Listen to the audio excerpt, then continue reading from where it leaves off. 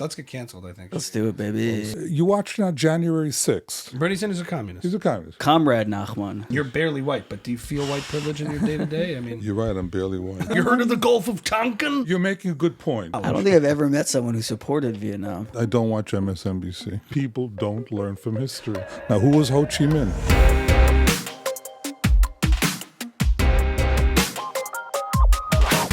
Welcome back to Buckle up, baby. episode 56. A very special guest on this very special episode of Buckle Up. Ladies and gentlemen, please welcome Nachman Kanovsky. Or Hi, everybody.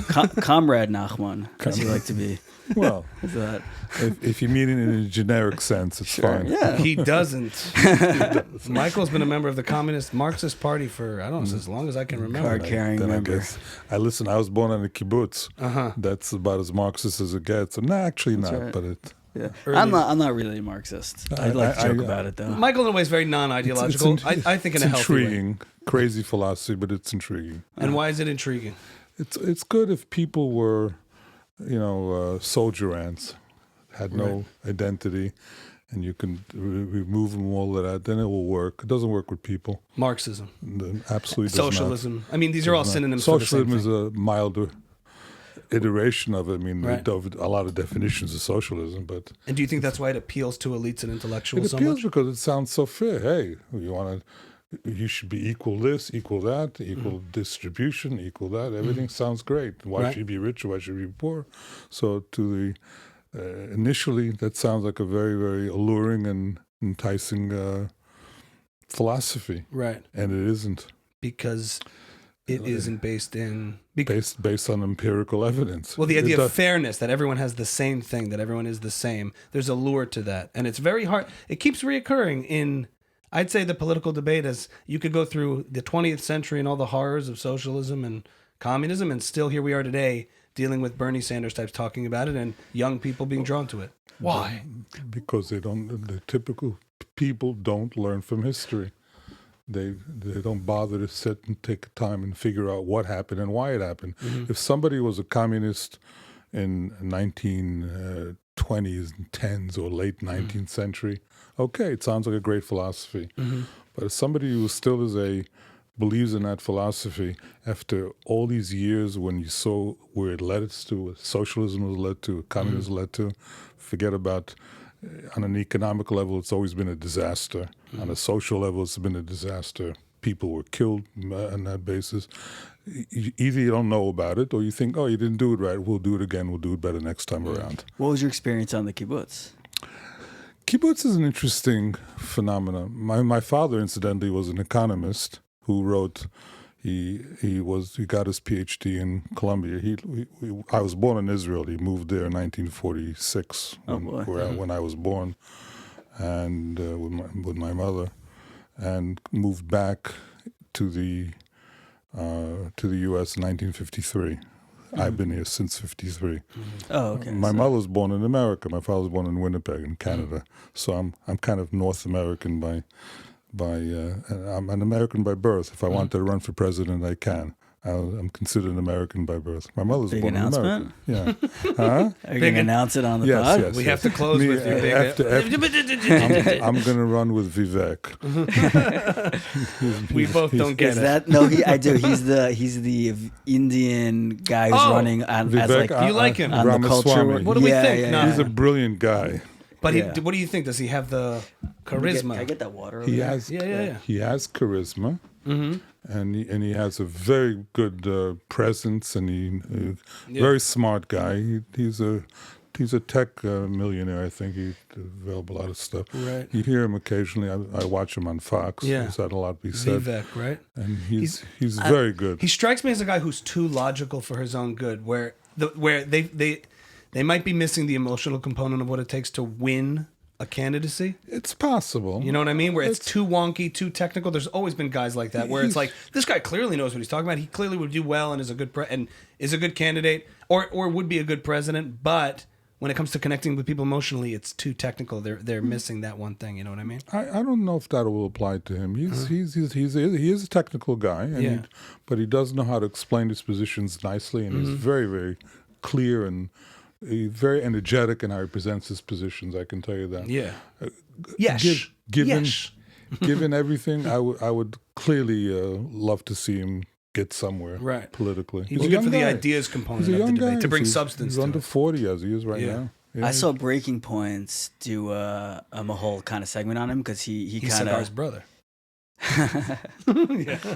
Yeah. Is Sagar Indian? Are either of them Indian? Where's You watch Breaking Vivek Points from? with Crystal and Sagar? Yeah, do you know Breaking Points with Crystal and Sagar and Jetty? Start They're- again. They're like it's this YouTube news show. They're independent news. Okay. Crystal Ball, you might have known her name. I think she used to be on MSNBC a lot. She's like pretty. I don't watch MSNBC. Yeah, well, I don't either, but she's pretty liberal, and Sagar is like pretty right wing, and they have a show together. Really? But really, what they focus on is sort of like covering the culture war, and then sort of bringing it back to, in the end, it's mostly about rich versus poor and not really right versus left, and like the real issues are rich versus poor and not right versus left. So it's an interesting show, but they focus a lot on new media versus legacy media. and they cover the media a lot. So Vivek came on Sagar, the right wing guy's show, to sort of talk about his candidacy, and they pretty much ripped him as like totally exploiting the culture war and not really having any like real policy opinions about anything. He has. I don't understand the show. He has very specific policy opinions. I don't know what they're looking to get. He has a very, very specific policy opinion. Is he a finance? What's his background? He comes from Wall Street? He's fine. No, tech. I don't know exactly what He's a VC, I think. What? I think he's a venture capitalist. He was a venture capitalist, but he made his money in one or two tech companies. I don't know which.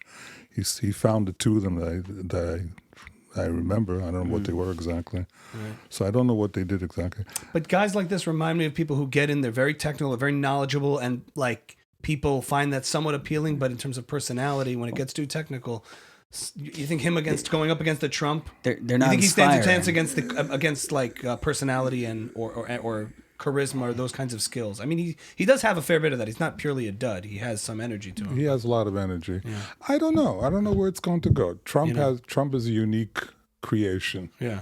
On all levels. Yeah. And he has an extremely strong base following. We all know that. Mm-hmm. I don't know if he's able to get much beyond that. That's going to be the problem. Mm-hmm. If he's able to attract more. But, listen. Yeah. Has your assuming you were excited for him to win in 2016. Yes. Has your opinion of him changed since he was actually president? Well, I actually was when they were running, I was rooting for what's his name, Ted Cruz. Yeah, until he demolished him, and in a way I didn't like the way he demolished, name calling and stuff. I didn't find that very attractive. But as soon as he became president, the stuff that he enacted and did. Not what he said and how he said it, but what he did was phenomenal. Yeah. I mean, on almost every level, on a national level, on an international level, specifically with relation to Israel and other stuff, what he did with the economic stuff, everything he did was correct. It Not on was trade. bold. Trade? Trade too? Not quite a free trader. No, he Not a conservative paradigm. He slapped tariffs on China very quite liberally, and I think for the good reasons, and it actually worked. But that goes against the whole Milton Friedman philosophy. Yeah, okay. On trade. Milton Friedman was not known to be a free trader. He was a very, very basic capitalist, if you want to call it. And Milton Friedman has Shots fired. He had a whole thing on capitalism and freedom, on trade, and how free trade was ultimately the way to for much more peaceful relationships between countries and eliminating monopolies. The answer would be free trade. People would throw questions at Milton Friedman about the flaws within capitalism, and his answer always, in terms of competition, was free trade. You won't have to worry as much about these market failures if you have free trade. Well, free trade is mostly soon asserts itself internationally. Mm-hmm. Yeah. As far as other aspects of capitalism, that's within the country itself. Mm-hmm. I mean, one of the best stuff of Milton Friedman, if you ever watch it, with Phil Donahue, ever watch it? Yeah, of course. They were just great stuff. Excuse me, if you'll pardon me. Excuse me, if you'll pardon me. And you know what I liked about Phil Donahue? Different than today? Oh, a much more curious, genuine interviewer. Yeah, he was left wing, Phil very Donahue. liberal in his time. Yeah. but he sat and listened. Back in the day, talk listened. shows. Same guy, Donahue. Donahue in He the listened. 70s had Ayn Rand and all these I don't know guys. that. And when he had people on, like those talk shows were not as much about sensationalism. They were much more about Substantive. I mean, I think the populace was more But substantive. he listened. Yeah. Today, they don't listen. Yeah. They don't listen. That's You can true. find clips on YouTube of Donahue interviewing You Ayn watch Rand. him. You watch him. It's curious. And when what's his name, Milton Friedman spoke, he was wrapped in attention. Wonder why there aren't any shows like that now of just someone with a crowd and a mic having guests on, like Oprah or Because Donahue. altering opinions are not welcome necessarily these days, as they were. You're not looking for don't know new if that's ideas and new true. expression. Yeah, but the It's- culture in the of culture, debate it's in not. those days was much more respectful and civil. Today, it's enemies. Like Milton Friedman would have a free to Exactly. choose roundtable. Everybody respected each other intellectually, and even morally, they just had different. It was more policy differences. Like Yeah. when Milton Friedman debated a socialist, it wasn't Alex Jones debating someone on the other side who's an enemy. Like today, it's a lot more tribal and a lot less intellectual. A lot less. The classic thing in the 19th century or early 20th century, the Parisian cafes where you watch students sit outside and debate and argue different philosophies and ideas and stuff like that. That does not occur today in the least. If you have a different opinion on the college council, they don't like it. They'll shout you down. They don't want to hear it. They don't want to hear it. Are you on Facebook and Twitter and Am I Instagram? on? Yeah. Do you like engage in the I don't debates engage and in it very yeah. much. I watch it. I don't particularly like to engage. Facebook, I did prior in the last number of years. I would write interesting articles. I remember, I'm reticent to do that. Literally, I'm a little bit afraid. I don't want to be harassed. Okay. You're afraid of who? Whom? The government. I don't know who I'm afraid of at this No, point. some people are afraid of being canceled by a left woke mob. It seems like your I'm fear afraid comes of from more of a. I'm not afraid of a woke mob. Nobody's going to come to my house and pick it. Yeah. In general. So it's just a matter of reticence at this point. You're an opinion contrary to, specifically, and I'll be very blunt, to left-wing doctrine is not welcome in too many places. Right. And you're subject to attack. Where do you think this inability to engage in civil discourse, respecting different opinions, this idea that someone who disagrees with you is your enemy, did that start at universities? Where did that start to the point where we're now in a place where both sides kind of think they're losing and both sides accuse each other of being ascendant? The hard left thinks the hard right is on the ascendant and they're hysterical. And in some cases, like Who's the hard right? I haven't figured them out yet. the people the hard left claims are on the MAGA Republicans. Who's the hard right? I'm saying that in the culture you have it's the woke or the extreme fringes of the left, which I personally think are much more ascendant and pervasive in major institutions, whether it's entertainment, Hollywood, academia, and media. There's much more of a left-wing bias overall, but they seem to think it's the right that's taking over. Like that's the claim. Do they believe it? Do they believe I it? mean, come on. They control the media. Virtually every media outlet, they call it corporate media, mainstream media, is all very far left-leaning. All of it is, except for Fox News and maybe Newsmax, stuff like that. Very little is not. Wall Street Journal was regarded as a more moderate paper, and it probably is, but it's certainly not a far right. Who's on the right? I mean, it started in academia. There's no question about it. Yeah. No question. In the universities. Well, that's academia. Yeah, but going far back, I mean, saying started when? Like what decade? Because in Milton Friedman's day, academia was... I remember the days of the free speech movement in Berkeley. Yeah. What was the guy's name? I just don't remember his name. When they would say the most crazy stuff in the name George of Carlin? No. Albert, George Carlin was a phenomenal comedian. Yeah. There was a movie great. about it. What? There's a movie about it on Netflix, right? Free speech movement in Berkeley? Yeah, they were put on What trial. was the name? Yeah, The Chicago don't remember. trial, And right? they would go into the face of the university administrators and say what they want, free speech. And I didn't have a particular. I mean, it was a little bit jarring in that point, but those same people, they took over the universities, now don't allow any free speech. You cannot. Those students in those days who were all about free speech are the same people, or is it different people? I don't know. The ones who eventually wound up to become the professors and the administrators and head of the universities, don't support it anymore. Right. If you have contrary opinion, we don't want to hear it. Right. And you're not free to say it. Right. And But this weird perversion of like the conservatives becoming the counterculture, and the liberals or a fringe of the of left wing becoming authoritarian and anti free speech and ideas. That seems like a weird perversion that's taken place. Well, That it can't be the same people who fought for free speech and now all of a sudden believe in this authoritarian. Now you have to have a correct opinion. Mm-hmm. And listen, this particular government wanted to have literally a ministry of truth. Mm-hmm. They started with that. Who would think it's Orwellian. mind-boggling. The word Orwellian, do you know what Orwellian means? No. Have you read 1984? I do. And I mean, this man was prescient in great ways, but what he predicted is what's going on today. It's a very, very disturbing culture. I was just watching the other day. They invited at Stanford Law School. Yeah, I saw the clip. You saw the clip? I didn't see They were it. What screaming is in the it? law school. And they wouldn't let the guy talk. There's a You law invite school. him down. You know, I don't mind if you want to go sit and protest and go ahead, hold your signs out, whatever. Shouting down people not to let them talk is completely unacceptable.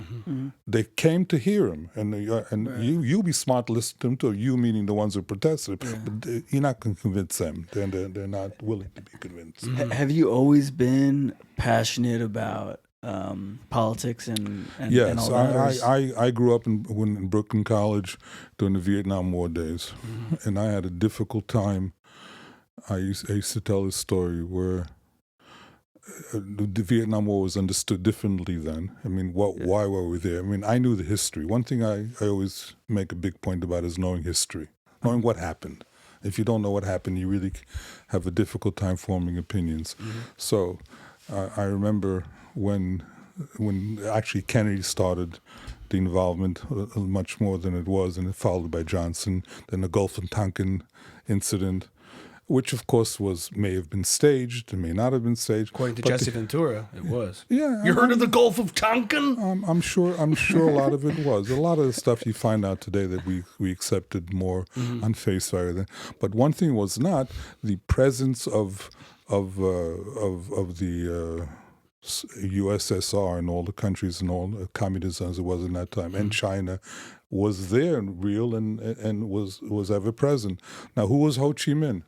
I used to debate people in college. Ho Chi Minh was one of the few liberation movements that were fighting the French after the French controlled Indochina, which was Vietnam, Cambodia, Laos, all those countries before the war.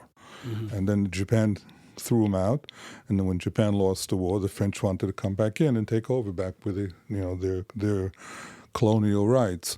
And there were various liberation movements, communists being the most powerful ones that are usually the most, shall we say, I'm lacking, forgetting the word.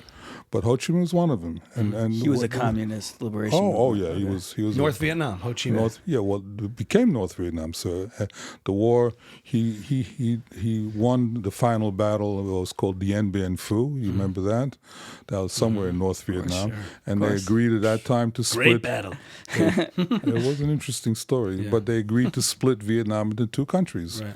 One south. Ho Chi which Minh was the general of the North Vietnamese, right? He was the leader. He was not a general. Wait, so he was sorry. he was not a military general. To interrupt for a second, so you're explaining why you supported the Vietnam War in college? I supported the American effort in general to try to prevent communist expansion. The American position always was that if you don't support the South, the North will take it over, and then it will take over Cambodia, and then it'll take over Laos. It was called the domino theory. Yeah. Right. And the left used to laugh at that. No, domino theory is a big joke. And in fact, it's exactly what happened. And did you rout out your fellow classmates as, I don't think as I've- communists amongst your mates at Brooklyn College? I don't think I've ever met someone who supported Vietnam. At the time, I'm sure it was. Yeah. It was. The new left. I don't know if he does now. You don't hear a lot of. You The don't new hear a lot left, of that. as they were known then in colleges, in Brooklyn College, they opposed the American war, and they said, well, Ho Chi Minh would win an election if it was run that day. I said, yeah, Ho Chi Minh took over North Vietnam in 1952, 53. I forgot the year. And in the first year, 1.5 million North Vietnamese escaped to the south because it's tyrannical. You know what communist regimes are like and what they do. That's how you win an election. Of course, but people don't think. Yes. Okay. So yes, is the American support flawed? I'm sure it is. But I remember debating them, and the left would say we shouldn't be there, and they would go along the end, and I would say, okay, so if you wouldn't be there, then the North would just simply swallow up the South and continue from there. And in fact, that's exactly what took place at the end of the day. And then Laos fell, and Cambodia had the most horrific communist regime under Pol Pot. Yeah, right. The massacres. Massacred, 2 million people? The Khmer Rouge. Khmer Rouge, right. Because they believed in a perfect agrarian society? Agrarian meaning a farming type. Farming, and they killed everyone with all glasses. Intelligentsia. If you had any wrong thoughts. And that's what you have today, and it's scary. I watch all these things happening today where we can't do. You watch now January 6th, okay? Let's take that as an example. Baby, get here. Wow. You had January 6th. And drove right into it. Hard right to January 6th. But think about it for a second. Yeah. Think about it. I forget about everything what Trump may have said, may not have said. They formed a committee where they didn't allow any questioning of any of the accusations, bringing in their own witnesses. They didn't allow any witnesses to be born. How do you have a committee where it's a show trial? Well, let's pause for a second. You're talking about, January 6th, big topic, very big topic. Oh, we'll get back to but that. I want to table it for 1 second. I want to get into it. But on this point of your positions on the Vietnam War, I think back full circle to the original point about how you said Marxism, socialism, communism has this lure, but people find it appealing. But I find that the thing that is missing always from the understanding of it is that underlying these systems is coercion, is force. In other words, in order for these systems to function and be implemented, that means certain people have to tell other people how to live, what to do, where to work. And if they don't agree, they have to die. When they take over the society, the country, or whatever it is that they're in control, yes, there's absolutely no freedom as you know it, as you lived. There's none. That's the difference in the kibbutz. Where you come back to my part. Kibbutz was not national. Was you formed your own group of people. They used to call it Nebo Garin, a seed, and you found a kibbutz, and you owned your land collectively, and you marketed your goods collectively, and then all the money went. And they had it in the U.S. too. Amana and other places, collective, Amana Appliances was a collective organization. But kibbutznikim are very unhappy people in general. Oh, so now, let's get into that. They're always just riding bikes like this. But a kibbutz. The kibbutz. ארוחת ערב עכשיו, ארוחת ערב, ארוחת צהריים, schnitzel, again. And rice. and fluffy rice. When I was out on kibbutz for like a year, I'm like, man, everybody here, the vibe is just pretty Oh, you lived on a kibbutz also. You were Am I wrong about that? Is that a thing? Religious kibbutz or which? I was on in Surim. It was like on Ashkelon. Yeah, religious kibbutz. Religious kibbutz. Yeah, but either way, the vibe I picked up on, I'm like, everyone's just like... Ugh. That's already the society of the kibbutz. Yeah. That's a whole different story. But the point is, my parents, my mother was a committed socialist when she was in school, and a big kibbutz thing, founding the Jewish state and a home, the big Zionists in that time. My father too. Yeah. And then after living in the kibbutz environment for 6-7 years or whatever it was, I think 7 years till I was 7, they decided it wasn't for them. And they moved out. And you can do that. But if your country is communist, you ain't moving anywhere. Well, there's an old expression about, Right. Families are communist enterprises. I mean, you make one person or two people provide and share with everybody equally. And if you want to bring it down to that low, but I'm just saying it's like level, there's an instinctual understanding of like people think they can apply a certain thing on the abstract to the society as a whole. Be a communist at home, be a socialist with your community, and be a capitalist with your country. I mean, that's sort of the levels of things, because at a certain point, it doesn't play into how human beings interact and interface with each other naturally, because then you have to have coercion at a state level, telling people what to do. But you have to go behind and see what the philosophy behind it is. I mean, you can't just be a communist. If you are a communist, you believe that private property is not there. Everybody should have the same. This is a way of thinking. Yes, there's an altruist component, a collectivist Listen, component. the old line was, I think it was George Bernard Shaw, one of them said that he who is not a socialist by the time he's 20 has no heart. He who is still a socialist by the time he's 40 has no brain. Right. So basically, it's alluring to the young, and academia representing people. And then there's the Ayn Rand view that even the ethical things, which if it could work would be good, they dispute that too. That it's actually that we should be rationally self-interested and not play into this altruistic. She's a total rationalist. Yeah, and she will work only on and she's total opposite of what a communist or a socialist and the philosophical But underpinnings. at least when we went to school and college in those days, there was debate, and people would say this and say that. There is not. That's gone today. Who exactly is promoting Marxism? Like, is Biden is certainly not a communist. Biden is nothing. Biden doesn't know what. Right, he exactly. is. He's like a corporate Democrat. So who's well, really Biden, worst how many president people or really one of the worst communists right now? The people behind him are hard left. Now, are they outright communists? Some are. And some are not. AOC, Bernie Sanders, for sure. AOC doesn't know either. She might not know, but they espouse... but Bernie Sanders didn't win, and he's not president. Bernie Sanders is a communist. He's a communist. Bernie Sanders, if you give him the choice, and he went to Russia for his honeymoon. So he's a communist. I mean, absolutely. So but he's not powerful. He's not winning. He's popular. Very popular. You know what? But I mean, like, is it an actual threat, or is it a threat that you see on TV telling you it's a threat? Is the threat of communism in our midst, Marxism, these influences, are they actually influential and powerful, or are they just fear tactics, fear mongering? Yeah, I feel like it's a good headline. They're highly influential. But that's Michael's question. You can influence. You can influence somebody who either does not have the support of history, know what happened, or doesn't understand what he's supporting. Yeah, I'm supporting. Why should you be rich and you not be rich? Why should you have no more than billionaires? Why should you be better than I? Okay, so and as I said, in an ideal situation, not ideal, in a non-human situation, you can preach that. If all people were the same, identical clones, and then you can do that. But people are so varied and so different. And my philosophy always been the government should. I'm not like Ayn Rand, should always make sure nobody falls below a certain level.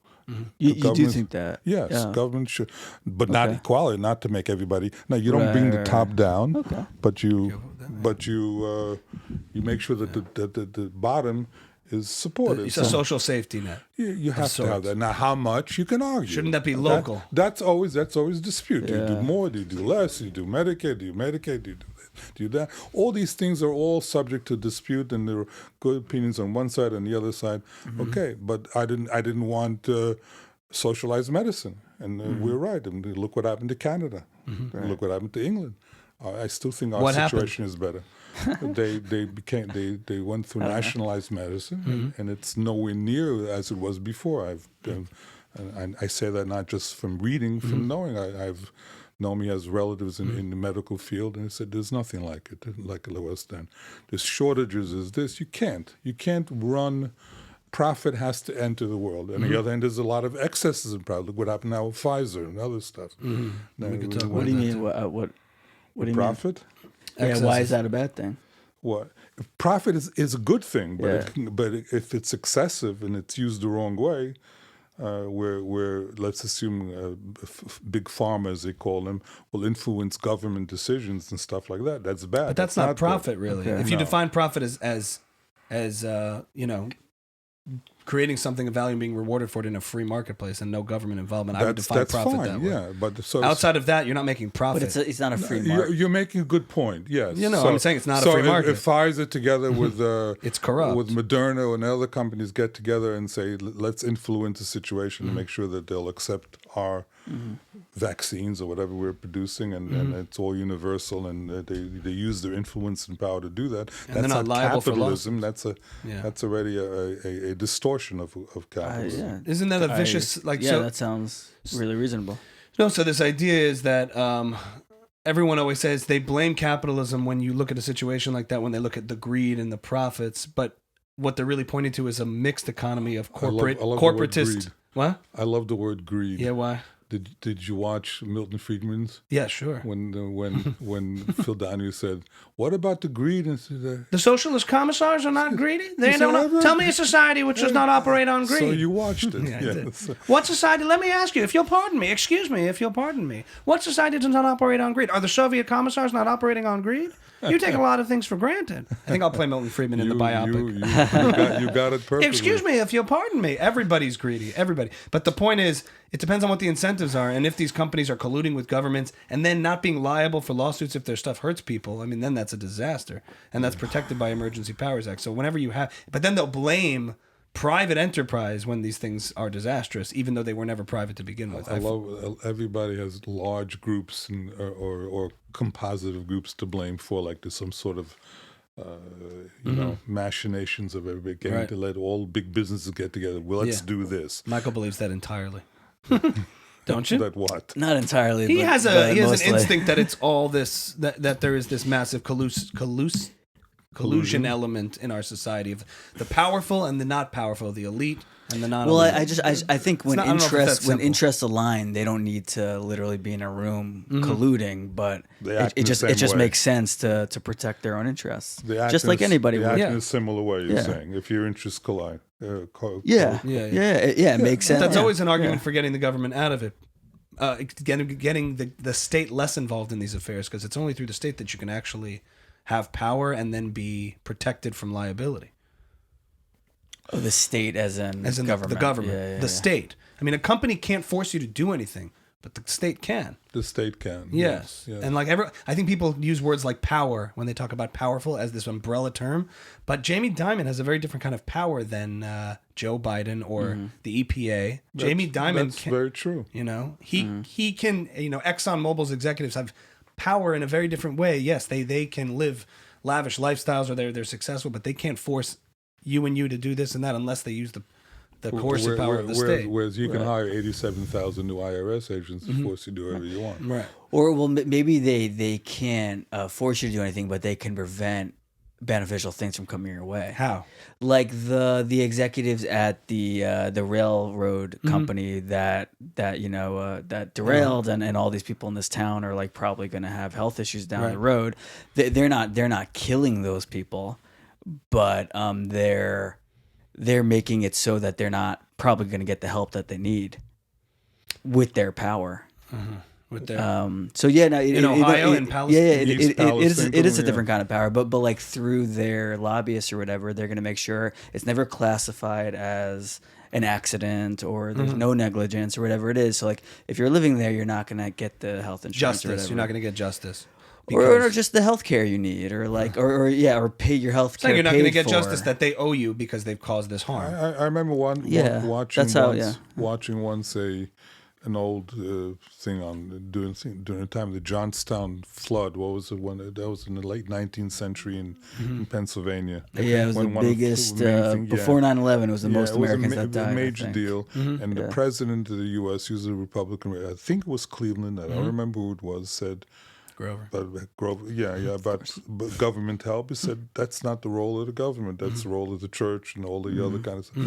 And you can see how things evolve from that point. At that point, he said, yes, if there's a problem and everyone will help, then go to your church and go collect various aid and support. We had entities in our society to provide now those it's care. the government directly who does But that. the argument is the government should have been regulating it to prevent it in the first place, but didn't. You're talking about the actual flood itself. With the derailment. Or I assume with the flood, it was probably similar. Well, I don't know.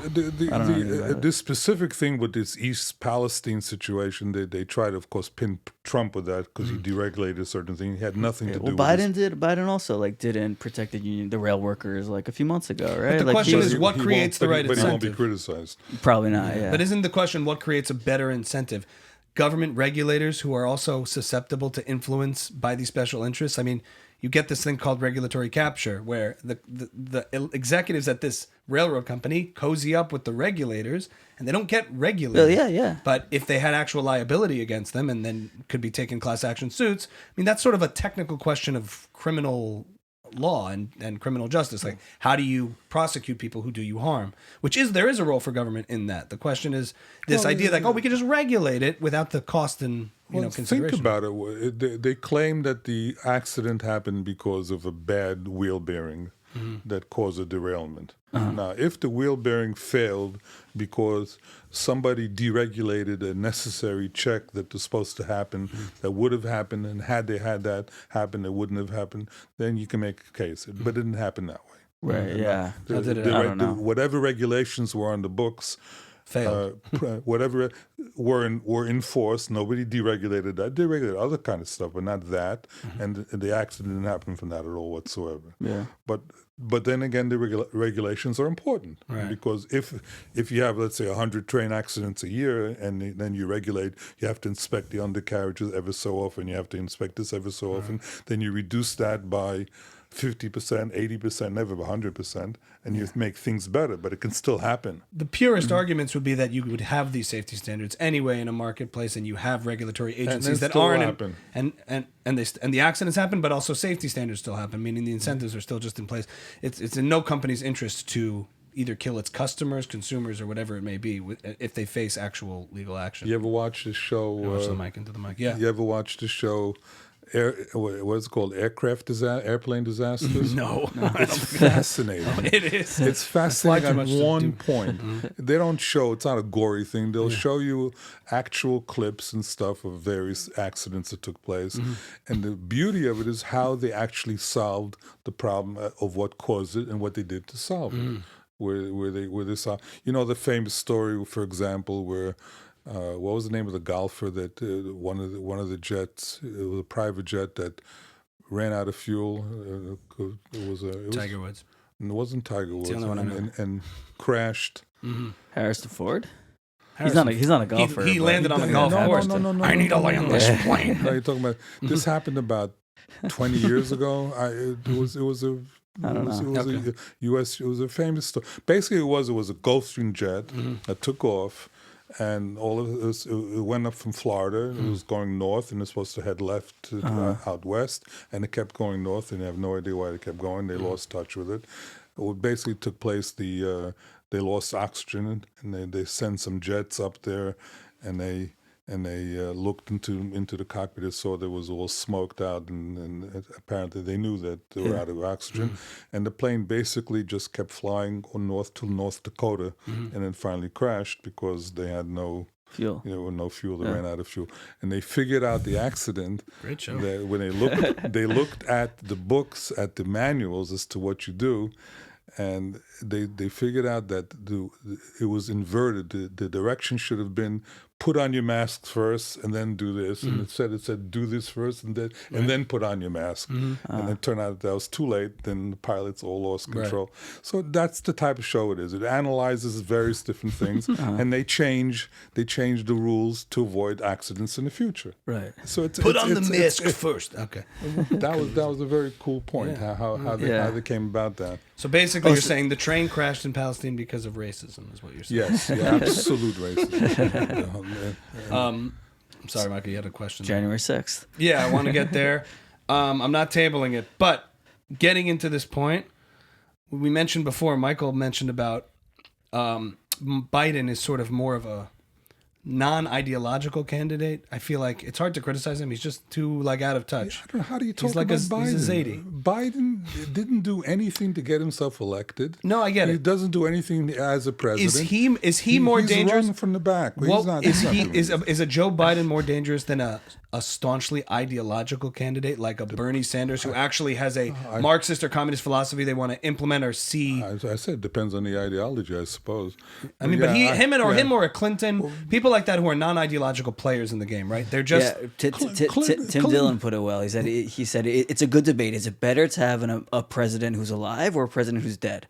It's a good question to ask. because we have a dead one. Right now we have a dead president, but is that better than having an alive president? If you give me a choice between having Biden or Bernie Sanders as the president, I'll take Biden. He's less dangerous. Right. Bernie Sanders is a danger of making decisions or trying to cause things in I consider a very wrong direction. Right.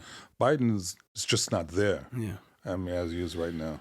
And right. He has all his decisions, and you can see it. You can see it's all written for him, and he reads what he does, and doesn't read what he doesn't want. Yeah. Who do you think is preparing that for him? That's a good question. Some say some of the Obama holdovers in the background. Yeah. I don't know who they are. Like, what positions would they be in? Like his chief of staff, or like? Well, chief of staff was one. I mean, until now, Ron Klain was there, and he was. They're heavily far left. Right. Far left. And all the things, and they're ideologues. The things you asked about before, like all the stuff about in politics now, but that are anti-industrial, that are sort of into this environmentalist purism of stopping industry and development, sort of anti-human development components of like. That's all very, very much like aligned with. I just have a hard time believing like that Obama is like far left because like what did he accomplish as president that was far left? Like go Nachman. Like I'm curious because I think of Obama as like a rich dude who kind of kept things the same as before. Obama got us into a war, like God, Michael, bailed out the banks. Buckle up. Yeah, no, I'm curious. I'm not arguing. I know. I'm curious. His well, I don't want to get into all who his real father would have been, but Frank Marshall Davis, I believe, if it's not his real father, certainly had a major influence. You're in the weeds. I don't brilliant. know who that is. I told you to buckle up. You brilliant. Done did it now. This is the first buckle up episode. That we're actually really buckling. This is like the first. This is episode 56, but we're really going for it. Yeah. Why is Obama? Wait, no, sorry. How is Obama far left? Yeah.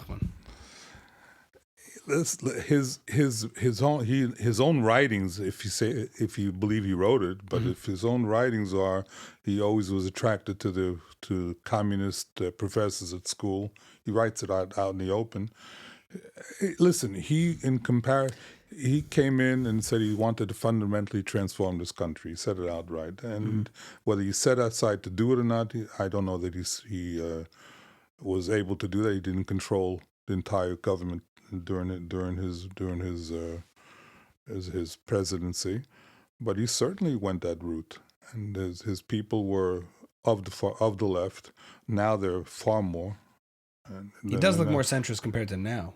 The climate now. Yeah, absolutely. I mean, he appears to be that way. Right. No question about it. But in terms of policies, substantively, how did he transform this country? How did he do it? His biggest thing was his foreign policy was horrific. Mm-hmm. I mean, the JCPOA, the Iran treaty is idiotic and on the most major level. Giving Iran $150 billion after it went away was absolutely ludicrous. What he did. His policies and his foreign policies were very unsuccessful. His main thing was Obamacare, and depends what you think about it. But it all got lost in this last administration because it's just not spoken about anymore. Obamacare, it's accepted. I mean, people. It's accepted. Whatever it was, it is, and it's just expanded that whole aspect of our medical system. Mm-hmm. For better or for worse. I don't think it was for better.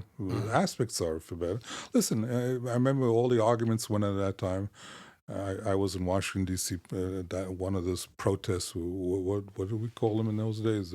Occupy Wall Street? No. I'm blanking out. The right-wing ones, what were they called? Tea Party? Tea Party, yeah. I went there one time to Washington, D.C. Mm-hmm. It was... To a rally. Rally, yeah. Quiet, peaceful, clean. Everybody cleaned after themselves. Mm-hmm. It was a very interesting situation. Mm-hmm. But they were talking about Obamacare. They were discussing, why do you want to destroy the American medical system and bring in stuff that you know doesn't work? It didn't work in England. It doesn't work in Canada. It's just not as good as what we have here. Is our medical? So yes. So I always used to point that out. those people would like. So you have medical services. So as I said, make sure the bottom is taken care of. Whether it's through Medicaid, it's there. You cannot have medical. And if you go to the emergency room, it's there. Mm-hmm. So is it as good as somebody who has a lot of money who can afford the best doctors? No, it's not. But why do you want to lower theirs while not raising the other one? And that's essentially what you're doing. That's Margaret Thatcher, though. Because the left would rather the poor poorer, provided the rich were less rich. Yes. Margaret Thatcher was brilliant. Yeah. That's a clip. She is a brilliant woman. Soundbite it. that was her thing in question time. Yeah. Yes, that's what my opponents want. We'd rather the poor poorer, provided the rich were less rich. That's the point. It's not it's the politics of envy as opposed to the politics of greed. Mm-hmm. And then the politics of the left is politics of envy. You don't want somebody richer than you. Maybe he worked for it, maybe he inherited it, he didn't deserve it, whatever it is. Whatever it is, there's always going to be a stratification of society. Mm-hmm. Yeah, you learned that in sociology, and I took it in Brooklyn College, Emil Durkheim. Mm-hmm. Stratification in society is always necessary. You have vast differences amongst family members with the same two parents. Why would you think anything else? Exactly the point. You have two siblings, and I'm one of five. And everybody's my three kids. They're so different. Right. So why should I have the same outcomes? Because people confuse inequality with the issue of poverty. Yeah. What we're really trying to do is help people who have to get opportunities to get out of poverty, not focus on other people's things. I believe fully in equality of opportunity. As much as you can make that happen, make it happen. So how would you make that happen? Depends, and you have to be more specific. I mean, in other words, if racism blocked it, you don't do that. If there's a ceiling against women or against anybody, you don't do that. You make sure people have a way to get to where they want to go. Yeah. But that you have to dictate the outcome, what they call today equity. Yeah, that's idiocy. Yeah, that's quality of outcome doesn't. I mean. That requires... No, they're requiring that if you have 13% black and 20% equal representation, then you have to have everything equal along that line. It's absurd. Yeah. So in the who's they in that? Like who's they and where is that happening? That's the far left position. Equity. That's your president. He keeps talking about. Like, is there real policy that says like who has to have a certain percentage of quotas? Yeah, but where? Like employment what? Give me an example. What is that? Look at what he's. I'm asking. I don't know. Nachman. Where does that apply? At a corporation? At a university? At a corporate? The best, in my opinion, the best thing is the meritocracy. Now, if there's a choice a lot of times between somebody who's been more disadvantaged in the back and someone who's not equally capable, then maybe you would support, in many cases, to give that But what are some actual examples in society? But not to lower the entire... what are some examples in society where you've seen this implemented? Where is this actually being implemented now today, where we're seeing equity enforced on something by law? It's all over. Academia, it's all over. It's even look at who they're appointing to various governmental positions. There's nothing even to the Supreme Court. I mean, you have to appoint people of excellence. Irrespective of their color, of their racial, of everything else. Well, you definitely see it in academia. But that's just a choice. Against, Harvard was sued by... but no one's enforcing that on Harvard. I mean, they're lowering so many different standards just to accommodate what they consider to be... Are there rules with employment that things have to look a certain way? That's just a choice that Harvard made. In terms of law, because that's where it really matters. What is DEI, the equity and inclusion? Diversity, equity, inclusion. And ESG rules. Yeah, that's what they want to do. You have to have. Listen. It's wrong on its behalf. As long as you provide, in my opinion, equal opportunity and you don't discriminate against them on that basis, that's what it's there for. And the classic thing, you have a doctor. So they used to call it affirmative action. So it was a black doctor used to think, is he there because he's that much better? Like a Ben Carson, for example, who's a phenomenal, great doctor, or he's there because he was pushed up and the standards are lower to accept him. And why should you have to ask that kind of question? That's what Thomas Sowell talks about. it may take a while for blacks to get a higher and higher percentage of the better class. It'll take a while, but so it does, and so it will. As long as the trend goes in that direction, it's fine. You can't enforce it to have it the next right away. It's got to be there. 80% of bricklayers are men. You want to equalize that? How about the NBA? Yeah, there's all sorts of reasons why there's disproportionate representation of various groups in various fields, professions, and whatever. That has nothing to do with discrimination. But the left, often there's this assumption that if there's not equal representation, it's because of discrimination. There must be a racist or discriminatory component. You are a white, what do you call it? Privilege. Yeah. Yeah, I mean, Nachman, you're barely white, but do you feel white privilege in your day to day? I mean, you're right. I'm barely white. Wait, so what was your journey like from Ami mentioned you work in construction now? Like, how did you get into what was your competition like? And tell us your story. Is that a fair question? My first business was in photography, and I did that from a few years after I got married to about 1982. I got into construction. I was invited many years ago in the late 70s to go for a weekend to a bungalow colony. I've never gone to a bungalow colony, never been in one, never had anything to do with it. So a friend invited us for a weekend, and we had a blast that weekend. You came down on Friday and you played tennis, you played ball, you did this, you did that, and on Shabbos you would have, good social events. Saturday night there was a show. There was a lot of comedians and actors and performers in the Catskills those days. Yeah, tremendous amount. So you had a good show. And Sunday again you played baseball. And then the kids, you have a barbecue, and it was just a blast. And so then the following year we rented a bungalow. And bungalows were crap, Maybe you had 2 bedrooms, maybe. Sometimes you had a little more, and there were people always. But it was a social situation. Right. So my thinking was at the time, wouldn't it be nice to be able to build something nicer and more substantial and put it within a social context? In other words, build a bunch of houses. A perfect communist society. And put it, perfect communist. And put it in a rather than in blocks, you have squares and blocks. Is this going where I think where it's going? It is. Wow. Tell him. Nachman, he doesn't know so what you've done. What did you build? I built a lot of stuff. Did you build Vacation Village? I did. Woo! I didn't know the man who built Vacation Village. I didn't realize I forgot to prep I had no idea. This is the man, the myth, the legend. So that was my original idea. Cool. We almost bought This a is property. Nachman Village Kanovsky. He built Vacation Village. Do you have like a palace in Vacation Village, like at the top of the hill? Well, wait. I have to ask, because it's construction. Did you hire women when you built it? I did. Equally. That's why I want to make sure that all the houses are so fragile. You can't even. The houses they are for different reasons. The houses are, except for his house, which was R&D model. Right. Wow. We had a few nails sticking out from that. Nails coming along. That's so but cool. that was the idea. The idea was to build vacation homes, not in the traditional lots and blocks, but in groupings, and have a community type of a situation. Cool. So like an upgraded I built colony. already 15 such developments up there. Vacation was the first. Wow. What are some others? I don't even know of any. Well, I can give you the names. If you don't know them, it won't mean anything to you.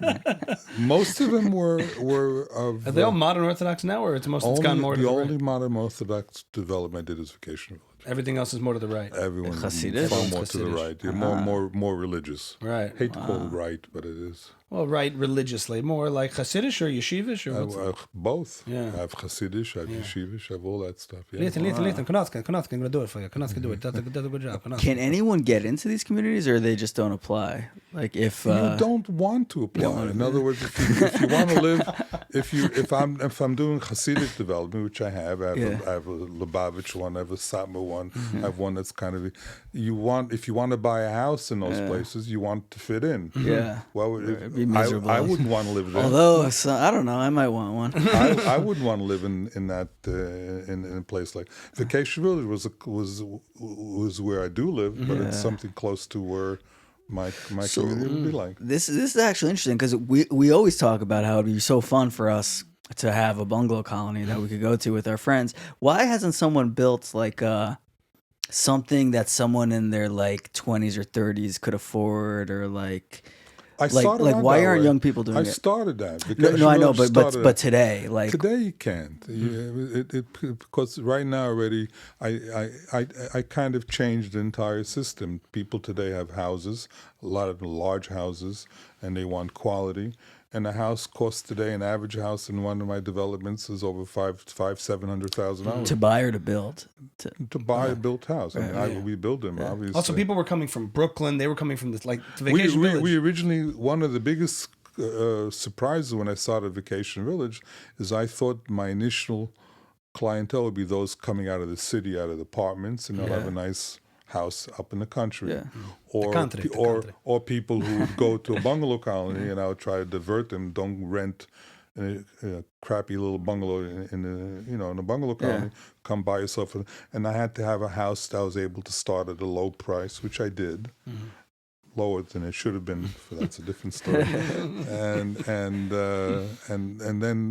it would make sense. It would be but as things went on, then the whole idea of having a second home in the Catskills caught on, and it's very big, and especially in the very more right-wing, more religious community, it's very big. So there's no reason for a developer to build something that they could sell for cheaper when they could just sell it to someone else for more. You can't sell anything that cheaply anyway. How cheap could a house be today? If you wanted to build 3 bedrooms, which they need more than that anyway, and it's attached, or it's still going to be in a few $100,000 range. Right. There's no way out of it. Well, Vacation Village is the little engine that is still going strong. So what do you think of that? That like Ami, your family has a bungalow in Vacation Village, right? The schmoozing is off the charts. Schmoozing is second to none at Vacation Village. Yeah, it's great. Wait, so Ami's parents, when they were younger, were able to buy a second home.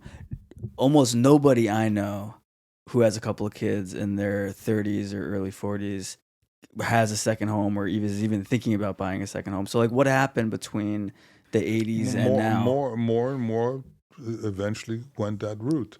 Now, but you mean economically? Yeah. I'm curious. Why are we in such a different position than our parents were at our age? In terms of stage of career, in terms of what resources and things. Yeah. From someone who sells something to who sold it to them, like now you couldn't sell it to me or to our demographic. My last project I put out, the houses began.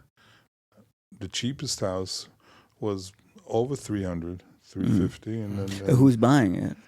Well, that was a Hasidic thing. The Hasidim bought it. Like older... Again, even among them, it depends who. Not everybody could afford it. Yeah. Not everybody could afford it. So that was a Satmar project. That was a very Hasidic project. Satmar has a place in Monticello where they have a huge bungalow colony there where they actually bought them. But they bought bungalows and they fixed them up. And those you can probably get for $100 or cheaper thing.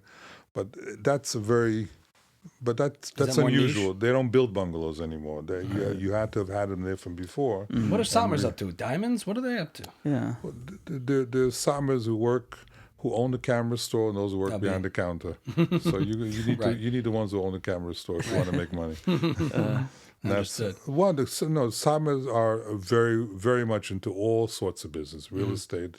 Real estate and Amazon. Various kind of business. They're very entrepreneurial. A lot of them today in the KJ we call it. Yeah. They're into construction. All various aspects of construction. They have the framing crews and they have sheetrock crews and they have this. How many Joels are there that you're working with? Yoilies. Yoilies. 10,000. Do you speak in Yiddish with most of them all the time? I understand it okay. I don't speak Yiddish. Do the Hasidim do the labor? They'll do the sheetrock? No. Typically, some do.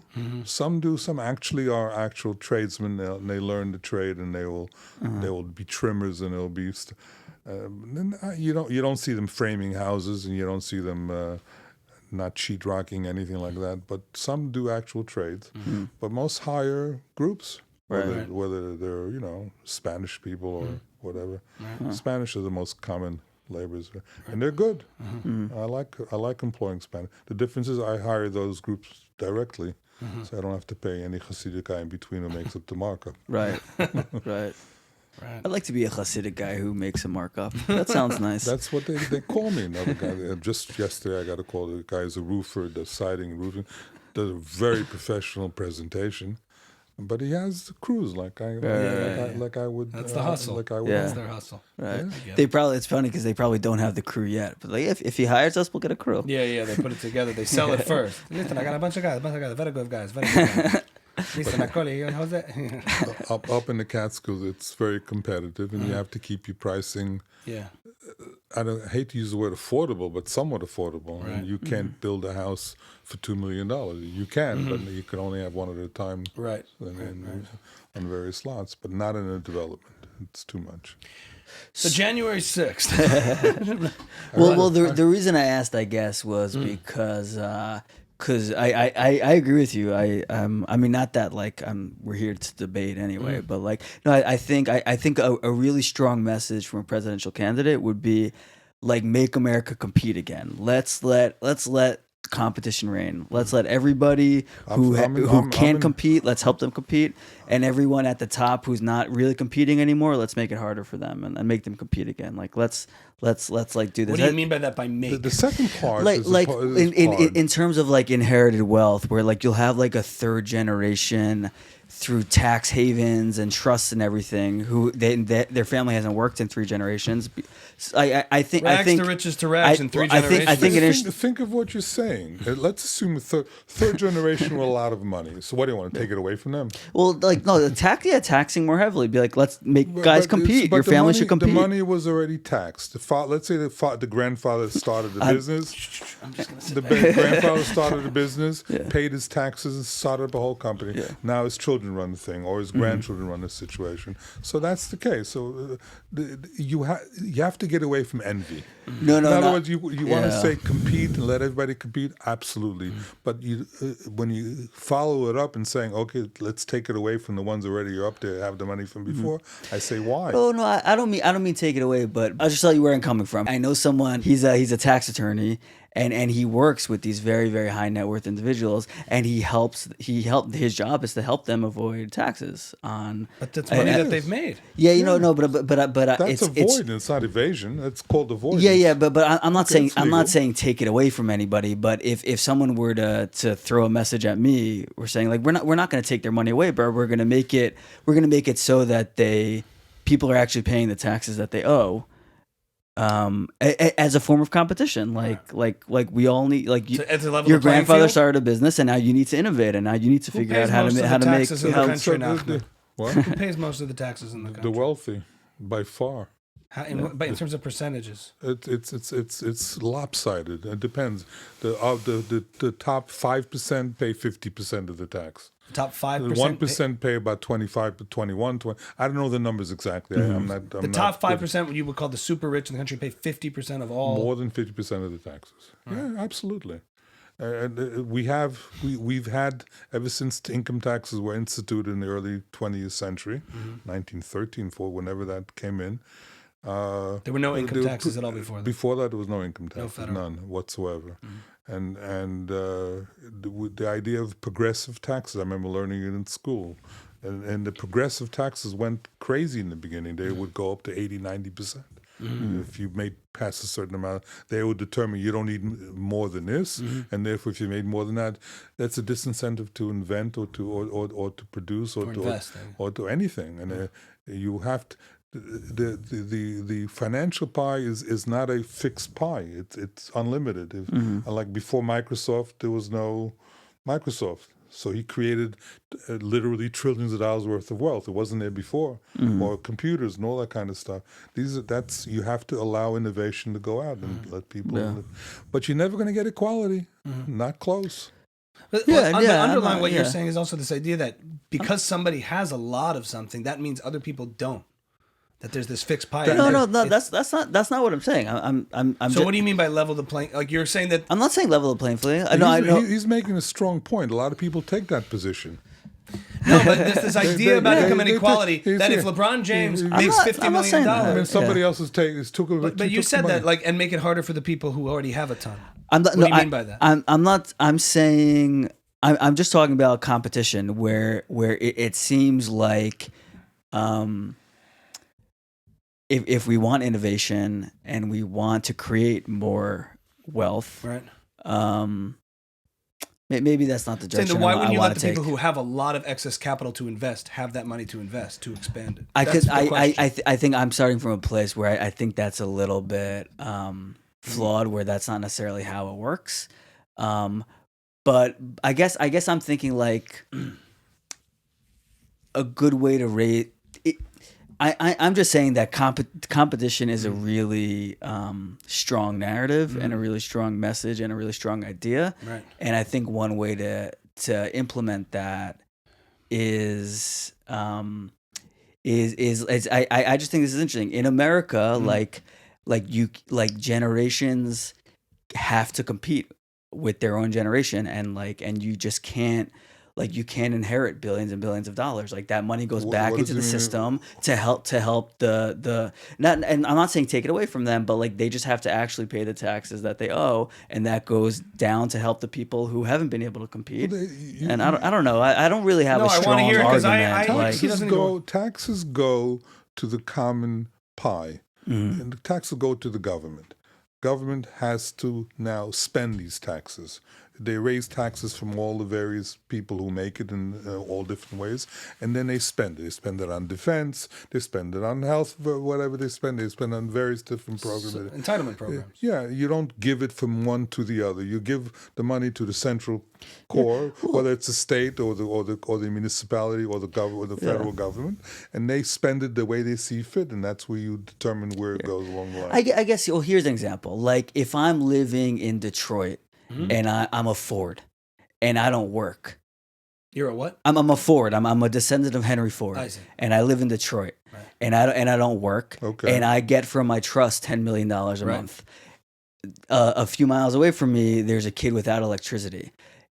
I would think the city of Detroit would be like, we're gonna actually collect what we need from the Ford families and get electricity back on the streets, so that a kid there could maybe invent the next electric vehicle or something, instead of having a Ford who doesn't work. You don't, but I don't know. I get because I'm saying you should work. Everyone should work. But it's not a lack of money there. In other words, there's plenty of money available to develop the inner city of Detroit, as it once was before. Is that it went. okay? There's I don't know plenty of that. money available for that. Okay. But it needs more than that. And it's not the idea of going to what's the name of that the rich part of Detroit. I forgot where Fords live. I don't know. It's not the idea of taking tens of $1 million from those people or $1 billion.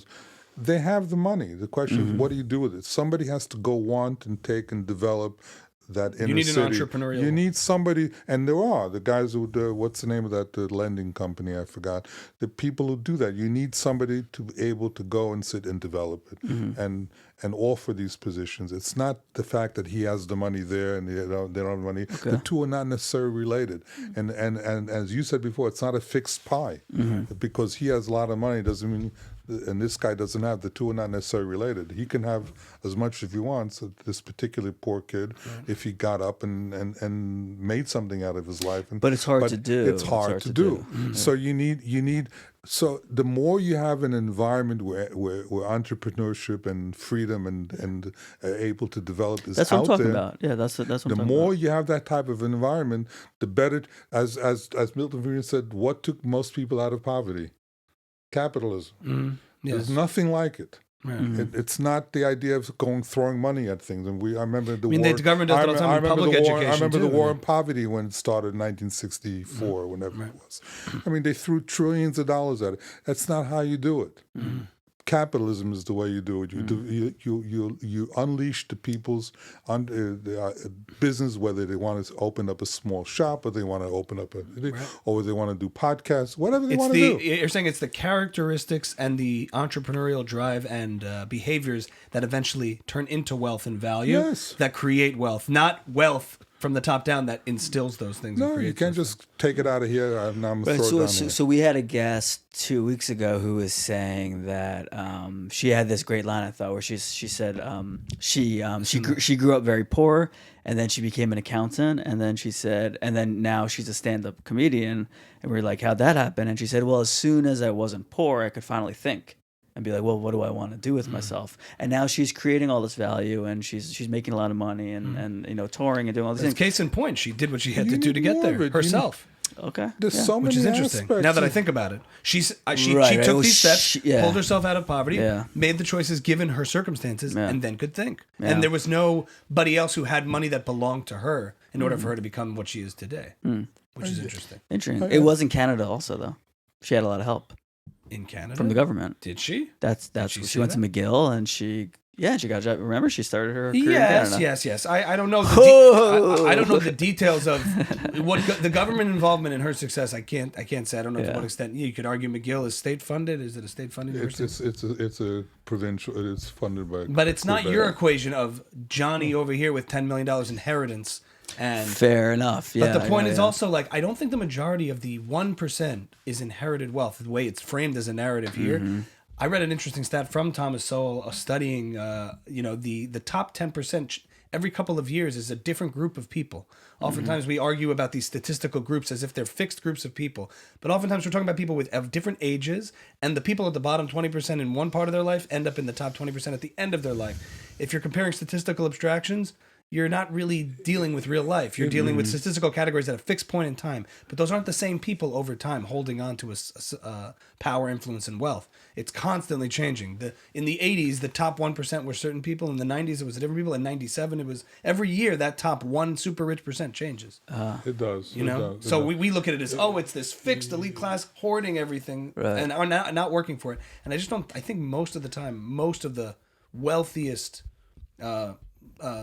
categories of people in this country are not there from inherited wealth. I could be wrong. Most is not. That's true. Although there's a tremendous amount of inherited old money, that you have plenty of that. But it was okay. So where does that money go? It goes somewhere. It gets invested. It gets this. It gets used, and things. If the society is free and people are able to move up and down and do what they want to do, and so a lot of people will do nothing. Some people want to be academics. Some people want to make money. Some people, but as long as they're able to do that and pursue what they want to pursue, and if they're able to pursue what they want to pursue, then it's a good society. But if you teach envy and say, "Oh, look at him, he's got a house with 10-foot ceilings and stuff like Bigger that. than my bungalow. And mine only has 3 beds. Okay, if envy is your deal, no. Vacation Village, the envy of the cats. If you had put little microphones in every house in Vacation Village, you could just you would just know everything that's going on. I guess I be could. Run a little surveillance state. Yeah. The deep state is Nachman. Well, I left that part out. yeah. You're just selling data. Whatchamacallit? I guess we can wrap up on this final point of let's get canceled. I think this is the time where we Let's should do it, get canceled. baby. Somebody's behind it trying to cancel you. Yeah, exactly. Joe Biden. Okay, Joe Biden. I remember him. Right. Lion Biden. You said he's a nothing. He is a huge liar. Yeah. Huge. I mean, he always has been. It's not new. Yeah. But a man makes up stories, and I think he convinces himself of it too. Right. Crazy Hair stuff. down my leg. Used to run hair down my leg. They would run my leg. Corn pop. Yeah, but he did make up a lot of credentials. He's had scandals in his day of Really? I making don't up know. degrees that he had. Credentials, Said he graduated from such top of his class. He's really way in the bottom. and over he his does it all career, the he's time. had a lot of those faux pas. Tremendous amount. It's classic in that way. Sort of Gaffes, right? I That's think what not we call just them. gaffes are like Gaffes. mistakes where you slip at the time. He like had to apologize for making up. I think in he's an campaign. embarrassment. He's our president. Well, Right. That's what I think. So then, he's going up in 2020, and he's going up against probably the most persuasive, charismatic, celebrity-trained, media-trained candidate, president, politician of all time, that being Donald Trump. Yeah. You said he's a unique creation. There's been no politician like him. He comes from show business and show business and media, essentially. That's why he was so masterful with controlling the narrative, essentially. Donald Trump was a force that obviously couldn't be stopped in 2016. Then he goes up against Joe Biden. How does somebody like Joe Biden, who barely campaigned, barely showed up, take down somebody who seemed like an unstoppable force and an immovable object? He did. So what happened? He did. That's not what happened. You can say what took place. Listen, COVID is what changed the whole situation. Yes. In 2020, the Democrats ran 300 and some odd lawsuits to enable and enlarge as much of mail-in and all that type of balloting and these drop boxes and all avoiding all sorts of checks and who's registered, anything of whatever they could do. Even Carter said there's no better way to cheat than in mail-in ballots. And that's what they put in place. There's no more election day. It starts a month before. It goes to later on. That's what took place. I mean, they changed the rules per state in the states. Completely. I mean, they went all over the place. I mean, I'm not even going to go into the specifics. I remember watching the election. Please do. On the election on that night. I went to sleep around 12, 1 o'clock. Trump was leading in all the battleground states. 3 o'clock in the morning, he lost them. What happened in between there? I mean, there's a tremendous amount of cheating that took place. And the fact that you can't talk about it, you call an election denier, tells you that it's true. Anything that they don't want to, anything they call denier these days, they're trying to hide. Why can't you discuss it? And there's a lot more beyond that I can discuss. But even his own Supreme Court that investigated. But even the courts had no chance to investigate anything, because that was the big. My grandson Ari, you know who he is. Yeah, sure. He said to me there was no cheating there. I said they sent me a whole bunch of stuff. And basically it amounted, I said, if there was, then why didn't the courts do something about it? So what he actually sent me, he said, because it wasn't proven in court, it's like saying, you know, you're circular not reasoning? You're not. No, if you're not proven guilty, that doesn't mean you're innocent. That means I couldn't prove you guilty. So why couldn't they prove it? It was just because you don't have the time to do that. You don't have the method of doing. It takes months to gather evidence. If there was stuff like that, it takes months to develop and to actually do that. And you don't have that time. Within 1 month, you're supposed to declare the winner. Right. And now it's the end of that. I mean, that election was gone from the beginning. Trump got what they knew about, 76 million votes. That's about 8 million more than got in 2016, and yet he still lost. So I don't know if you want to say that it was Biden or not Biden. How much of this information was uncovered in Dinesh D'Souza's, what's the Mule movie? Oh, the 2000 Mules? 2000 Mules. I saw it. Yeah. With your father. You watched The Vacation Village? It's fascinating thing. Now, the Democrats focused on the election. Trump focused on something else. Well, so now he's focusing on playing the same game. Go get, what's ballot harvesting? He said, go and collect all the absentee ballots. What's ballot harvesting? You go around, let me fill it out for you, and I'll collect it here. It used to be elections. I mean, in France, they say, in France, you go on one day, it's all on paper, you have to have your voter ID, and you're here, and then goodbye, and that's the end of the deal. But you're making the contention that the 2020 election was a fraud? Do I believe it was a fraud? Yes. I believe it was a massive fraud. But that doesn't mean I have all the way of proving it. No. Or was there any more cheating? No. I mean, I know that it's unique because of the mail-ins, because of COVID, and because there was an effort to change the laws within the states to allow for the window of counting the ballots. But like, in a way, also losing is losing, right? By whichever game you play. Okay, so you lost it. So you have to say Trump should have said after, well, I lost it, goodbye. And he should have conceded. But obviously, he did very well in my opinion. I'm watching it. I was sure he was going to win. And so is everybody else. But the effect of having... Look at, what's this guy's name we just won in Pennsylvania? Fetterman? Fetterman. When the time election day opened up, he had 500,000 votes already in the pocket. They were there. How could he win? Right. He didn't. He didn't win. No. Oz won? Mehmet Oz won? Oz was not a good candidate. Forget about who was or who was not, but he could not have won the situation. Isn't it weird that like Mehmet Oz, Dr. Oz, went up against the most unhealthy candidate? Huh? I never heard that before. Before they opened up, they had already the Democrats collected went up against the most unhealthy candidate of all time. Prior to But today you can. If you can't discuss it, it's a problem. I agree. I mean, the same, I the feel same the same climate. way. You're a climate change denier. Why do you mean? You can talk about it. Why Yeah. can't you talk about it? Yeah. Is every Well, you see that with Lab Leak also. The thing you couldn't talk about is kind of turning out to Whatever be. they don't want to, then you become a denier. The denier came from the word Holocaust denier, because how could you possibly deny the Holocaust? The Holocaust happened. I mean, well, loosely there is this idea that not every claim has I didn't validity say or every merit. claim. I'm saying, but so you apply that terminology in anything you don't want to discuss. Right. If you don't want to, the election is sacrosanct. Yeah. If you question it, you're an election denier. You're a conspiracy theorist, and you're gone. So let me ask you this. I remember at the time I had friends who were really, really anxious that if Biden won, it was the end of the West and this was going to become a socialist country. How is that? Do you feel like that's happened? Look what's going on now. Look what's going on in all different levels of government.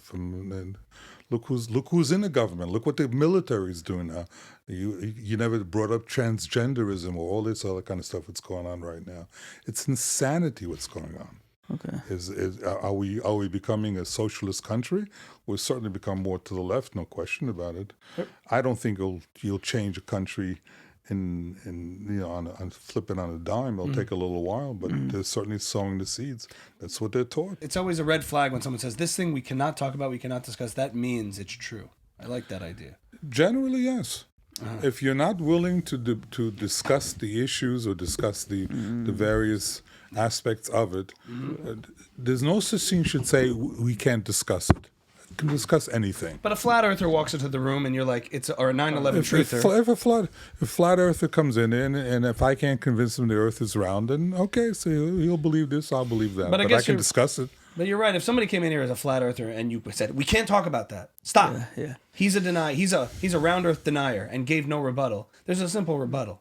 But like Sam Harris has talks about, like, not every single idea is worth entertaining. It's a waste of time. That's true. You know. That's true. There's always a balance to things. Yeah. But that aspect, it's so much to the other extent that this is disinformation. I mean, this insanity. I mean, this is disinformation. This is went on during COVID and other things. That's a weird term to me. Disinformation. Disinformation and misinformation. Yeah. Now, aren't those the same thing?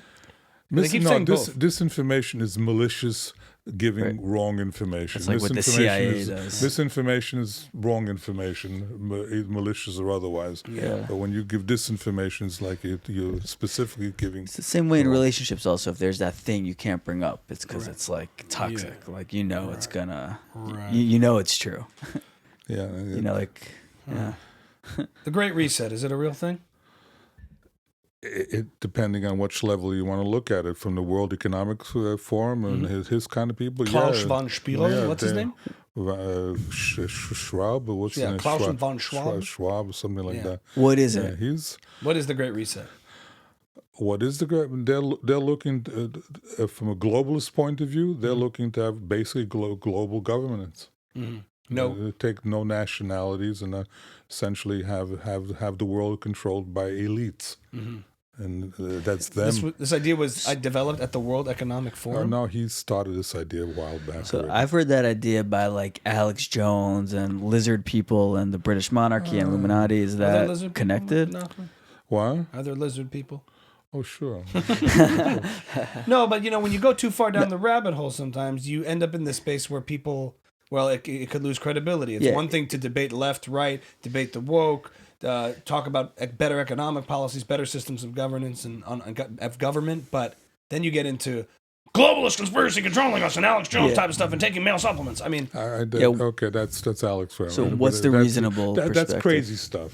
But you use the word woke. Wokeism is here. Yes, is here, and it's nuts. Yes, it's nuts. But is there a globalist deep state conspiracy to silence? I don't know that there's an organization out there. This QAnon, I think, is a left wing phenomenon. It's not right wing. Anybody on the conservative side has no idea what QAnon is. No idea. I never. Do you know when I first heard of QAnon? I have friends. They live in Detroit, and she's a psychologist. He's a PhD. Went to school with him, and at one point we got into a hot discussion because she came out of Poland and she lived in communist Poland, and I was kind of yelling, "How could you take this position, having lived under communism and stuff like that?" And she started calling me, QAnon philosophy. I says, "QAnon? What's that?" I never knew what it was, and you'll never hear anything, shall we say, on Fox or anything other than bringing it up when everyone is. I don't know what it is. It's some sugar out there by Q or whatever. But it's not a movement. It has nothing in comparison. It's a straw man by the left. What? It's a straw man. Of course it is. It's there. I mean, there is such a thing as QAnon. Wait, so then what's the like sort of rational, grounded take on the Great Reset? Like you mentioned this guy who sounds like he has credentials who's talking about it. Like what's the idea? What's like how do you want to define the Great Reset? What are they looking to do? Like, well, I guess who has an interest in creating a global government? I love this stuff, so I want to know. I'm not arguing here. I'm curious. I just read about it very peripherally. I don't pay too much attention to that. I'd like to pay more attention to grounded stuff, what goes on. Transgenderism to me is wacky. It's wackadoodle. I mean, to the point that you have to recognize somebody and respect somebody if they want to be another gender. I have no problem. But by that case, if you're a man and wants to be a woman, I'll call you a she. Don't tell me you got 40 different pronouns you want to go. You're not entitled to that. There are two sexes, period. Now, there are obviously people who have issues in between, and there's, pretty much what Ben Shapiro says. I agree with it completely. And you have that, but you have to respect it. And that's okay. But now they're encouraging it. I mean, your mother once told me that she had a specimen of a perfectly good 16 or 14-year-old uterus brought into her table to inspect. What do you think it was there for? She had a transgender. She had a gender. That's what it was. Yes. Removed it from a teenager. It's insane. They promote it for kids. They promote. It's insanity. There should be none of this stuff should not be allowed without parents' consent, and even with not anybody less than 18 at a consenting minimum. adults. Yeah, I remember transgender with Christine Jorgensen, the first transsexual that there was. A man became a woman. Okay, and do you want adult. As an adult, okay, if that's what you want to do, you'll. I think the most reasonable. So people, many of them will regret it later on. Gender affirming care movement. I don't understand why that's a hill they want to die on. That's crazy, but that's what they want. You watch it. I remember watching once a film of some Reformed temple, and the woman was introducing her son, a big party. My son has decided he wants to be a she, and she's celebrating it. I mean, I would die. I mean, certainly different than the last episode. I mean, what are you doing? To the extent as you have to respect this is two them. We're talking. This is categorically different things because, on one hand, the debate around transgenderism, as it exists with adults, is on one plan, and then we're talking about children making any kind of permanent decisions. Would be wrong to allow children to do. That's what they're doing. I know. Watch, hospitals are performing surgeries, castrations, and other stuff on kids. Yeah. Are you nuts? Yeah. Are they nuts? Totally. What are they doing? Because the kid says, I want to wear a dress. Is that what the Great Reset is? Nothing to do with the reset. Wait, do you want to talk about the Great Reset, or you don't want to talk about it? No, I'm not curious that about totally into that. I'm if not you're still curious about what it is, it's that these world global leaders get together at the World Economic Forum with this idea with this utopia notion of creating a new society in which they send out these world leaders like a Trudeau, like Macron, like all these guys who will... You said the word correctly. It's utopian. Yeah. Any utopian philosophy... World government. ...is dangerous. Well, with the intent to sort of strip people of their individuality, and so no one owns anything. That's part and parcel with it. Yeah. It is. Oh, yeah. So who's interested in, like... Who's running that? A lot of wealthy people Okay. from Bill Gates of the world and others like them. Yeah, they have ideas of taking their wealth and doing good. Okay, so all right, I read an article I think that came from the World They're not Economic evil Forum by themselves. about Now, it sounded crazy when it was floating around out there on the internet, and then like I think even Crystal and Cigar talked about it. Like, no, there's something happening here. Like they've spoken about it. It's pretty explicitly a real effort, a real movement. I don't know. how would it work? Just countries would cease. Well, it starts with putting these leaders who are part of this collective in positions of influence. like a UN sort of situation. That's why I don't. That's why I don't follow it that much because it requires countries to basically dissolve and to subject their sovereignty to some higher form of government, the correct type of government, which would be more enlightened, more elitist, and as you say, it's utopian. I mean, in Europe, they've essentially tried to do it trying to do it with utopia is unobtainium. It's just not there. Right. Anybody. Milton Friedman, Nirvana is not for this world. No, not for this world. It's just not there. You got to deal with people as they are, and what makes people function in the best manner and shape that you can. As they are. That is the conservative premise. I went to China about 8 years ago, so I forgot how long. China, yeah. Yeah, and it was mind-boggling. I mean, here was a country they didn't develop as a result of communism. They developed as a result of Deng Xiaoping, who was the next main leader after Mao was gone, who basically said profit was good. He unleashed the Chinese national capital, the people, allowed for some private to ownership? become. Oh, plenty of it. Yeah, I'm saying wealth and post-Maoist China. All that stuff was there. Now already, Xi Jinping wants to back into. But the Communist Party was always in control. There was never freedom as such, but there was owning property, housing, and development, and business, and manufacturing. That was all capitalist. All of it. All that development was capitalist. Some was stupid. I mean, I used to drive by, and you saw rows and rows of buildings under construction, mostly finished, but no lights were on, so they were all empty. Obviously, I asked to say, "What is this about?" In China? In China, yeah.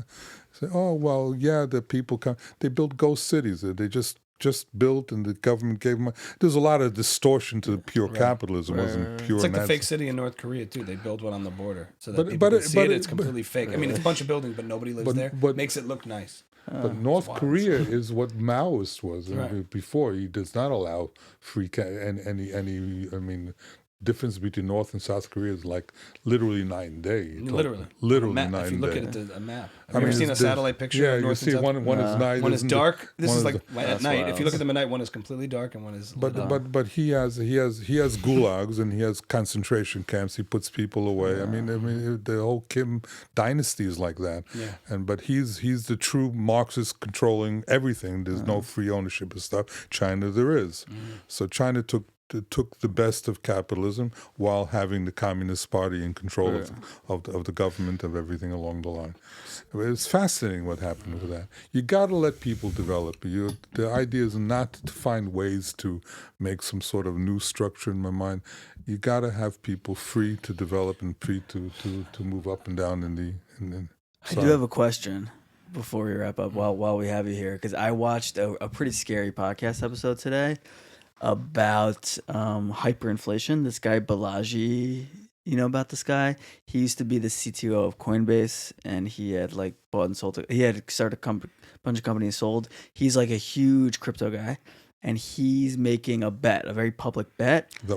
That within 90 days, Bitcoin will go from $26,000 to $1 million, because over the next 90 days, hyperinflation will occur, and the value of the dollar will like tank.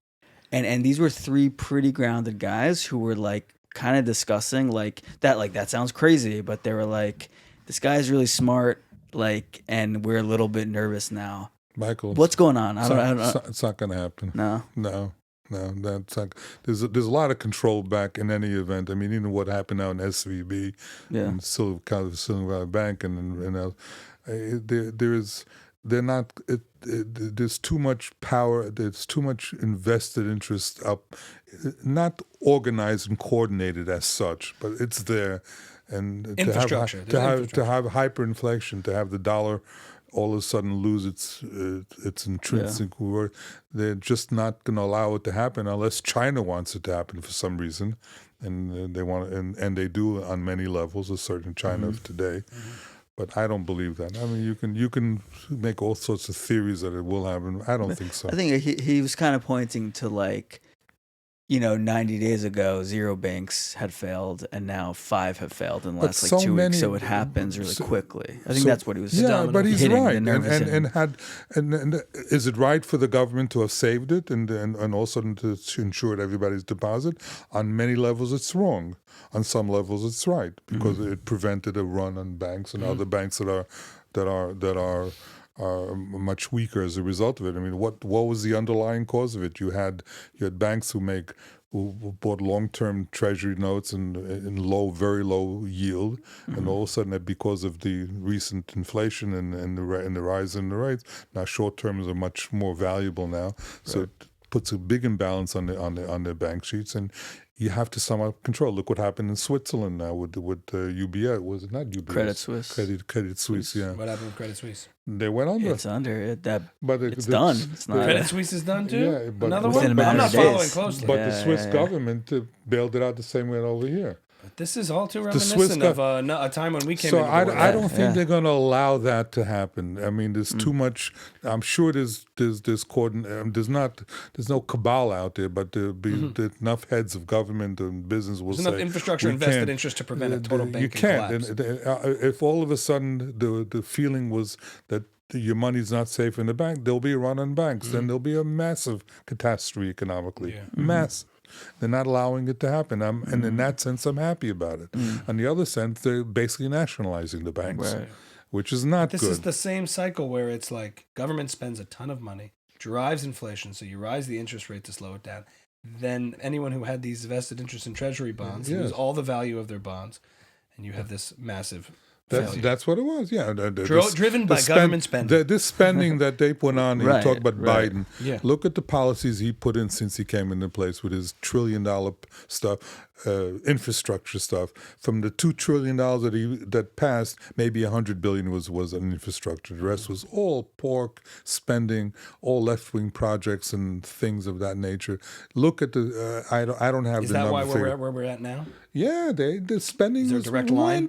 There is a direct line. The spending went out of whack. So the Fed that causes inflation. So what does the Fed do when you have inflation? They raise interest rates to slow things down. Why does spending cause inflation? Quick economics. Everyone has more.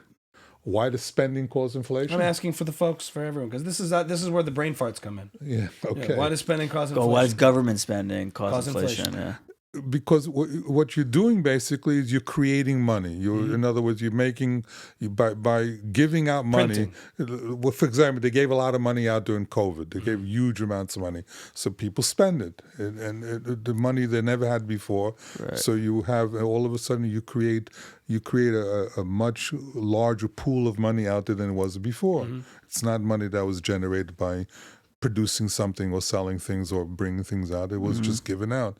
And essentially, that's what happens. And then everyone raises prices. And right, because go up. All the spenders have more money. It's a spiral. And psychologically feels good, but the truth is you're not creating any wealth. It's a very, very delicate balance in economics, how to keep it under control. Thinks there shouldn't be a Federal Reserve.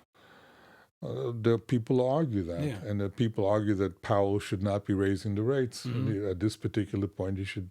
But you see, the government spending starts, the inflation goes up, then they raise the interest rates, and then boom. Yeah, it's a difficult thing. Mm-hmm. I used to sit and talk to my father about it, but that was his deal. Was he Austrian, Keynesian? What was his position on? Where did he come from? What school? Milton Friedman School. Yeah, Chicago school. Yes, Chicago school. Yes, Chicago school. So he was really turned off by the kibbutz. It doesn't work. Mm-hmm. Yeah. It doesn't work as an enterprise. I mean, the kibbutz today. I lived in, I went to visit it recently. They have a plastic. No, this is another one I lived before. Have a plastic factory there. You can do things, but you have to want to live in that kind of situation.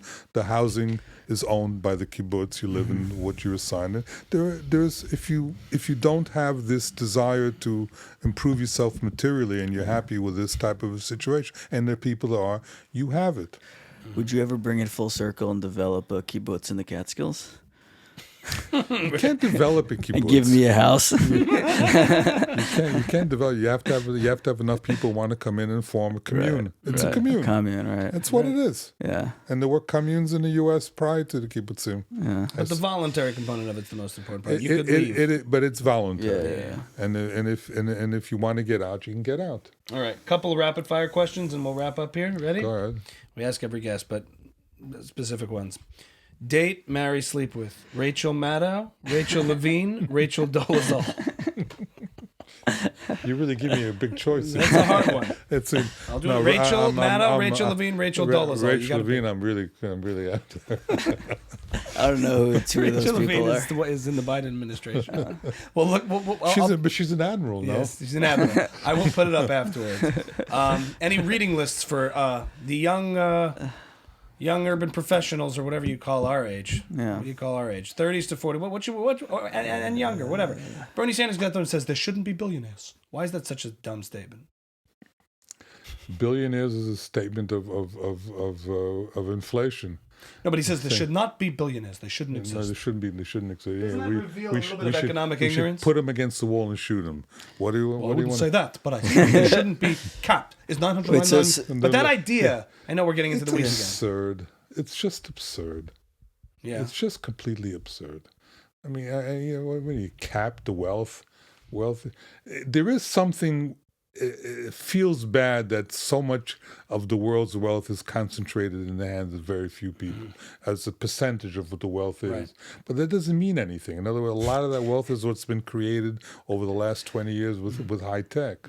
It didn't exist before. Right. So now you have a whole slew of people who made billions and billions of dollars in that field, which didn't exist before. It didn't affect everybody who lived there before, whatever, who had a grocery store on the block. It's not like it was allotted to them. It didn't take it out of there. It wasn't. It's not, as you said, it's not a fixed pie. They made the pie that much big. So now they have a tremendous amount of wealth. So now they buy the Jeff Bezos bought the $1 billion, the huge yachts, and they buy okay, so that's what it is. Small price to pay for Amazon. It doesn't hurt anything if they were to collectively and somehow, and they do, try to influence your life in a way that you don't want it to be influenced, and use their wealth in order to do that. That'll be a problem. I really like where you come from, because like you like take it in a pretty standard traditional right wing way, and then make like a hard turn towards like the election. Like questioning the election and questioning the social media companies, questioning these. Like I like that. There's a Republican combination. Classic, and then there's boom. Yeah. New stuff. Yeah. It's I love good. it. Like it's cool. I like listening to it. Yeah. So thank you for We sharing. should have your Nachman on thoughts. again. Maybe for a round table. I'll get you with some lefties in here. It could be fun. I would love that. You know, I would love that. just like, what did you call it? The what cafe? What did you call the old cafes of the day where they used to? Oh, and the ones in France, the classic salons. scenes you'll see. What was it called in France? You called it something with a P cafe. The Pressian. No, they were. What's the word I'm I using? thought salon was the word. Huh? Salon? Not salon. Where they used to debate in the academy. You would see students debating, sitting on cafe chairs, always in public. What do you think of government spending? They talk about philosophy, about religion, about economics, about this in debate. To me, that may be idealized, maybe not real. But that's the way romanticized is the correct word. But it's real. You debate ideas, and fortunately or unfortunately, living in our period of time in the 21st century, we have experience. Okay, what happens when you tried socialism? What happens when you tried this? What happens when you have evidence? I'd kill to go back to Europe in the